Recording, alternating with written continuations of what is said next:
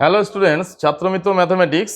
এখন আমি সলভ করছি ক্লাস 9-এর কোর্সে দেখি 10.1-এর যে একের দাগে যে ছকটা আছে, এই ছকটা পূরণ হচ্ছে। আমরা এই দুটো অলরেডি করেছি। পরের অঙ্কটা চলে আসছি। এখানে ক্রয় মূল্য দেওয়া আছে 1250 টাকা। তাহলে আমাদের বিক্রয় মূল্য বার করতে হবে, কত লাভ বা ক্ষতি বার করতে হবে। এখানে শতকরা ক্ষতি দেওয়া আছে 8 টাকা, অর্থাৎ 8।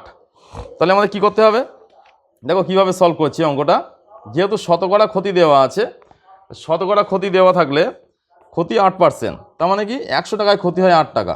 1 টাকায় কত হবে 8/100। আর 1250 টাকা ক্রয় মূল্য দেওয়া আছে, তাই 1250 টাকা ক্ষতি হবে কত 8/100 থাকছে ইন্টু 1250 ওপরে গিয়ে গুণ হলো। এবার কাটাকুটি করছি, দেখো কীভাবে।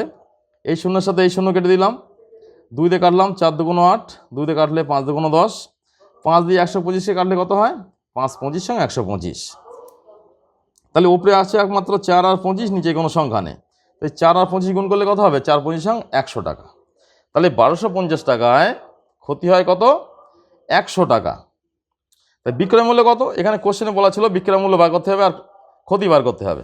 তো বিক্রয় মূল্য কত হবে, তাহলে 1250 টাকা থেকে 100 টাকা বাদ যাবে। কারণ কি 100 টাকা ক্ষতি হয়েছে, কত হলো তাহলে 1150 টাকা।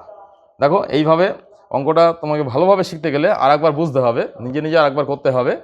এবং তারপরে অসুবিধা হলে আমাদের যে অ্যাপটা আছে ছাত্রমিত্র অ্যাপ, সেটাকে ইনস্টল করতে হবে। ওই অ্যাপের মধ্যে থেকে তুমি তোমার প্রয়োজনীয় সমস্ত অঙ্ক পরস্পর পেয়ে যাবে।